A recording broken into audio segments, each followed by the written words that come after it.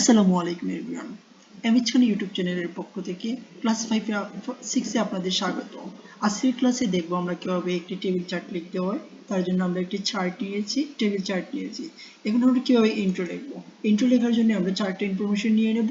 ইনফরমেশনগুলো হচ্ছে subject, verb, place এবং ইয়ার।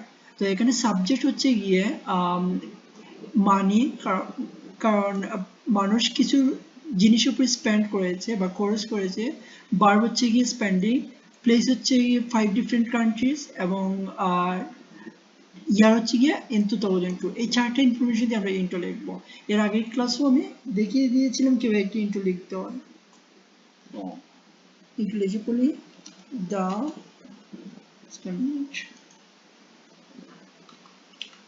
Table chart. এখানে একটি চার্ট আছে, সো আমরা চার্ট লিখবো। যদি দুটি থাকতো তাহলে আমরা চার্ট দিতাম। Table chart compares. এখানে একটি টেবিল আছে তাই কম্পেয়ার্স লিখেছি। যদি দুটো থাকতো তাহলে লিখতাম the table charts compare the percentage, or আপনি লিখতে পারেন প্রপোর্শন, আপনার যেটা ইচ্ছা এটা লিখতে পারবেন। পার্সেন্টেজ অফ মানি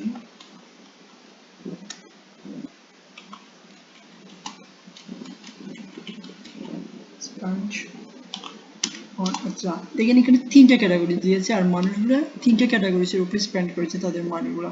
সো আমরা লিখতে পারি না the percentage of money spent on three categories or three different type of categories.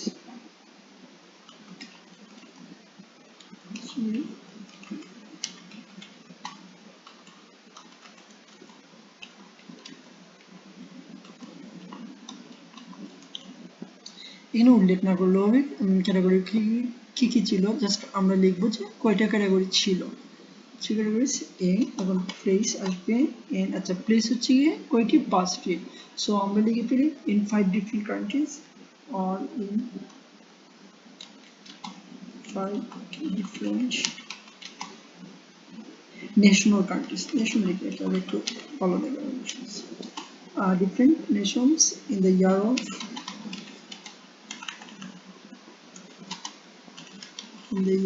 এখানে দেখেন একটি শব্দ আছে, সো হয়েছে ইন দ্য ইয়ার অফ। যদি দুটো শব্দ থাকতো তাহলে হতো in the years of, in the year of 2002। ওকে, লেখা শেষ হলো আমাদের ইন্ট্রো। দেখেন এখানে আমরা চারটা ইনফরমেশন নিয়েছি। কয়টা? চারটা ইনফরমেশন। কি কি? সাবজেক্ট, এখানে মানি, স্পেন্ড হচ্ছে গিয়ে বার, দেন হচ্ছে গিয়ে ডিফারেন্ট টাইপ অফ ক্যাটাগরিজ, এটা হচ্ছে গিয়ে সাবজেক্টের সাথে, এবং 5 নেশনস। ডিফারেন্ট নেশন হচ্ছে গিয়ে আমাদের জায়গা বা প্লেস, আর 2002 হচ্ছে গিয়ে আমাদের ইয়ার। এই চারটা ইনফরমেশন যদি আপনি এই প্রশ্ন থেকে নিয়ে নিতে পারেন তাহলে আপনি ইজিতে একটি ইন্ট্রো প্র্যাকটিস করে লিখতে পারবেন। ওকে, আমরা এখন অব্র লিখবো। দেখেন অব্র দু তিন ভাবে লেখা যায়। আমরা দেখেন এখানে সবচেয়ে আমরা ফিচার দিয়েও অব্র লিখতে পারবো, আবার আমরা ক্যাটাগরি দিয়েও অব্র লিখতে পারবো। দেখেন ফিচার দিয়ে কিভাবে লিখবো। এখানে সবচেয়ে বেশি এই তিনটে ডাটা যোগ করে যার যোগফল সবচেয়ে বেশি হবে এটাকে হাইয়েস্ট, এবং যার যোগফল সবচেয়ে কম হবে সেটাকে লোয়েস্ট ধরেও লিখতে পারবো। আবার দেখেন ফুড, ড্রিঙ্কস এবং টোবাকোর মধ্যে পিপলসরা, মানে 5টা কান্ট্রির পিপলসরা কি করেছে, বেশি মানি স্পেন্ড করেছে, আর যেখানে লেজার এবং এডুকেশনের মধ্যে একটু কম স্পেন্ড করেছে। সো আমরা যদি এটাকে হাইয়েস্ট আর এটাকে লোয়েস্ট ধরি তাহলে ওভারঅল লিখতে পারবো। সো আমি যেটা লিখবো সেটা হচ্ছে কি ক্যাটাগরিজ বাই লিখবো, মানে ক্যাটাগরিজ গুলো আমি তুলে ধরবো। দেখি overall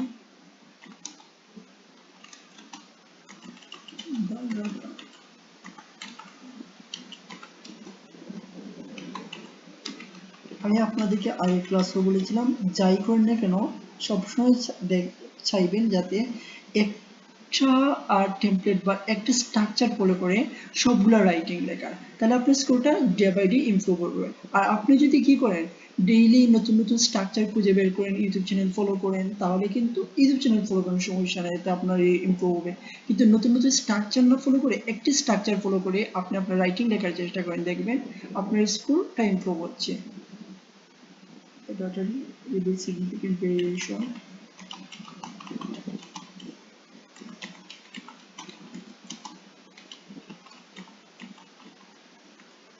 দেখেন এখানে যে ডাটাগুলো দেওয়া আছে এই প্রত্যেকটা ডাটাই কিন্তু একটু চেয়ে আরেকটা বেশি ছিল কম ছিল। সো আমরা লিখেছি তার জন্য the data reveal significant variation among the categories. এখন হায়েস্ট কি ছিল? ফুড, ড্রিঙ্কস এবং টোবাকো। সো আমরা লিখবো উইথ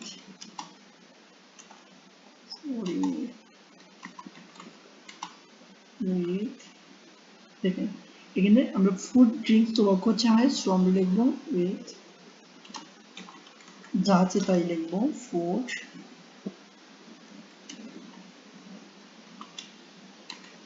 ড্রিঙ্কস and tobacco. দেখেন with food, drinks, tobacco was highest figure আর এরকম করে লিখবো আমরা, যেটা আমি আগের ক্লাসেও বলেছিলাম যে একটা স্ট্রাকচার পুরো করে লিখতে বা ওভারঅল একটা ওভারঅল দিয়ে অনেকগুলো ওভারঅল লিখতে। আমরা লিখলাম অ্যাকাউন্টেড ফর দ্য এই স্ট্রাকচার ফলো করে আপনি যে কোনো চার্টের ওভারঅল লিখতে পারেন, সমস্যা নেই।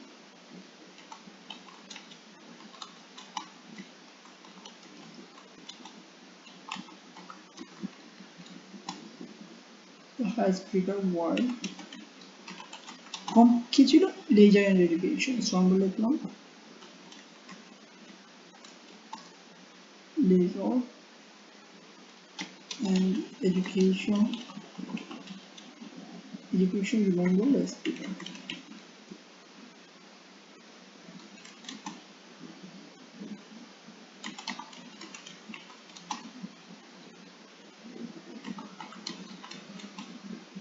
এখানে দেওয়া হবে রিমেম্বার লেস ফিগার। দেখেন এখানে যেহেতু কান্ট্রি আছে সব কান্ট্রিতেই কিন্তু ফুড, ড্রিঙ্কস ছিল হাইয়েস্ট এবং লেজার এন্ড এডুকেশন ছিল কম। সো আমরা লিখতে পারি না for all country figure for all countries. এখানে আমরা নেশনস লিখেছিলাম, তাই দেখেন এখানে আমরা নেশনস লিখছিলাম, তাই এখানে আমরা লিখলাম কান্ট্রিজ ফর অল কান্ট্রিজ, মানে সব কান্ট্রির জন্য এইটা লোয়েস্ট আর হাইয়েস্ট ছিল এই দুইটা জিনিস। Throughout the period.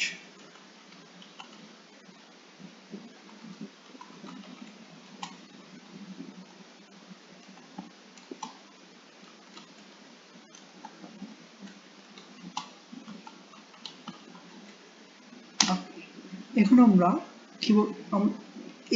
এই যে অবজর্ভ লিখেছি এই অবজর্ভ দিয়ে আপনি যে কোনো প্যারাগ্রাফ লিখতে পারেন, সমস্যা না। এখন আমরা দেখবো কিভাবে বডি 1 এবং বডি 2 লিখতে হয়। দেখেন আমি আগে এখানে বডি 1 বডি 2 লিখে রেখেছিলাম যাতে আমাদের এটা একটু কম সময় লাগে, কারণ যদি আমরা বেশি সময় ইউজ করি তাহলে কি হয় জানেন, মানে ভিডিওটা অনেক লম্বা হয়ে যায়, যার কারণে অনেকেই দেখতে পছন্দ করে না লম্বা ভিডিও। যার কারণে আগে আমরা লিখে রেখেছিলাম। এখানে যদি আমরা দেখেন এখানে বডি 1 দেখেন যখন আমরা একটি চার্ট বা একটি পাই চার্ট বলেন, টেবিল চার্ট বলেন, যে কোনো চার্টই বলেন লিখতে চাই, বডি 1 বডি 2 তে কোনগুলো ডিভাইড করতে বা ডিভাইড করতে আমাদের একটি সমস্যা ফেস করি। আপনাকে আমি একটা কথা বলবো, আপনি সবসময় কম্পারিজন করে লিখবেন, তাহলে আপনার স্কোরটা ইমপ্রুভ হবে। কারণ কোয়েকশনই ম্যাক্সিমাম টাইম বলে দেয় যে summarise your question, summarise your comparison your question, অথবা সামারাইজ করে লেখার কথা বলে। সো আমরা টেবিল চার্ট থাকলে সবসময় আমরা সামারাইজ করে লিখবো, কারণ টেবিল চার্টে অনেকগুলো ডাটা দেওয়া থাকে যেগুলো আমাদের বডি 1 বা বডি 2 তে লিখতে গেলে অনেক সময় লেগে যাবে বা অনেকগুলো সেন্টেন্স লিখতে হবে। সো আমরা যদি কি করি, এখানে যেগুলো হাইয়েস্ট আছে লোয়েস্ট আছে, মানে ফিচার্স গুলোর হাইয়েস্ট লোয়েস্ট নিলাম, তবে মনে রাখবেন আপনি সবগুলো ফিচার্স সবগুলো ক্যাটাগরিজ উল্লেখ করবেন যাতে আপনার টাস্ক অ্যাচিভমেন্টটা ঠিক থাকে। যদি যে কোনো একটি আপনি ফিগার্স বলেন অথবা যে কোনো একটি ক্যাটাগরিজ মিস করেন তাহলে আপনার টাস্ক অ্যাচিভমেন্টে গিয়ে মার্কটা কমে যাবে। সো আপনি সবসময় চার্টগুলোর ফিচার্স বা বলেন আর যাই বলেন না কেন সবগুলো উল্লেখ করবেন।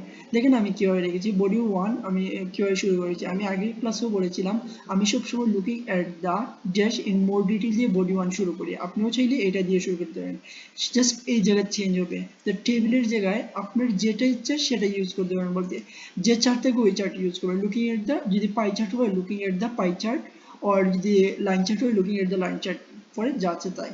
দেখেন এখানে আমি কি করেছি, আমি ফার্স্টেই এখানে হাইয়েস্ট পয়েন্টগুলো মার্ক করেছি, ফুড, ড্রিঙ্কস এবং টোবাকোর হাইয়েস্ট পয়েন্টগুলো।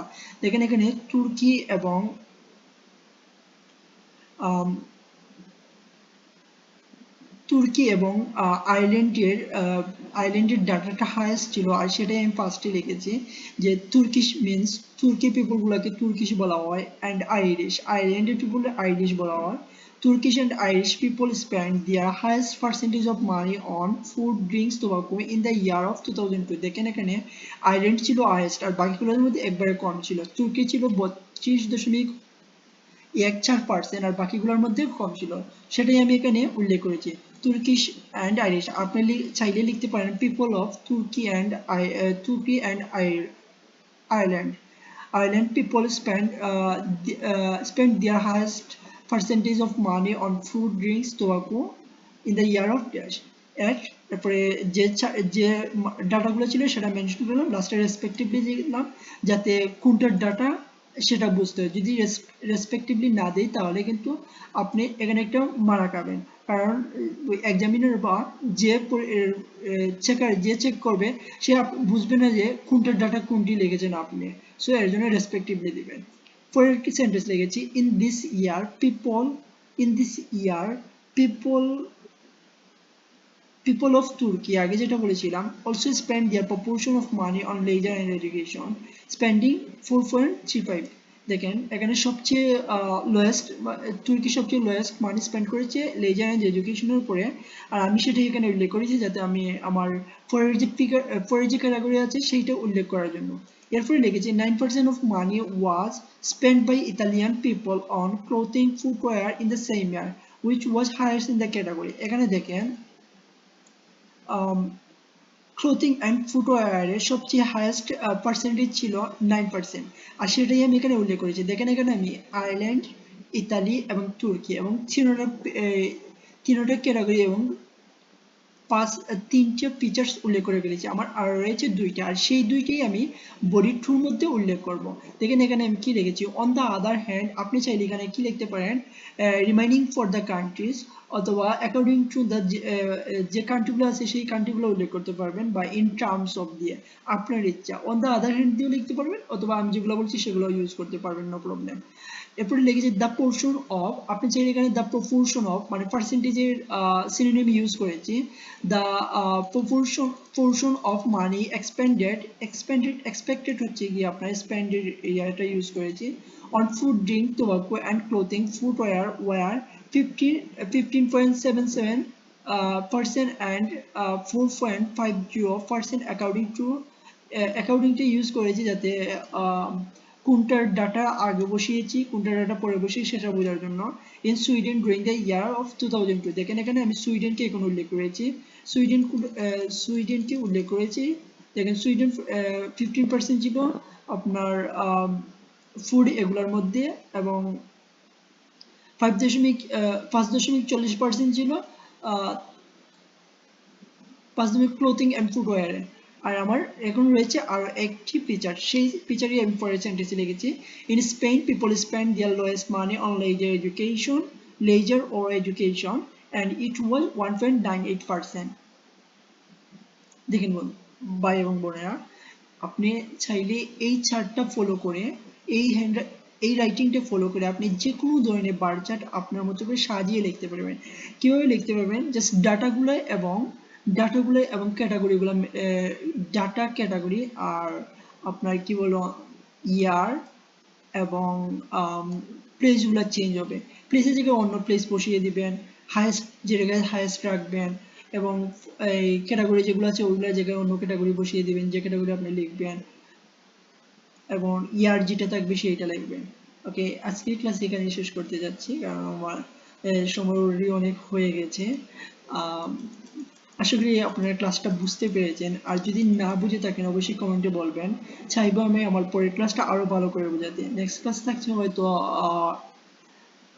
টাস্ক ওয়ানে অন্য চার্টের উপরে, লাইক অন্য ডায়াগ্রাম ও ম্যাপের উপরে, কারণ এর আগেই অন্য চার্টগুলো ক্লাস দিয়ে দিয়েছি। যদি এটা ভালো লাগে আমি আশা করি আপনারা আমার অন্য ক্লাসগুলো দেখে আসবেন। আপনারা যদি নাম্বার 1 ক্লাস থেকে দেখে আসেন তাহলে অনেক বেসিক জিনিস জানতে পারবেন, ক্লাস 2 যদি দেখেন আরো অনেকগুলো ইনফরমেশন জানতে পারবেন। আসসালামু আলাইকুম এভরিওয়ান। যদি আমার ক্লাসটি ভালো লাগে তাকে অবশ্যই সাবস্ক্রাইব করতে ভুলবেন না। Please subscribe my channel.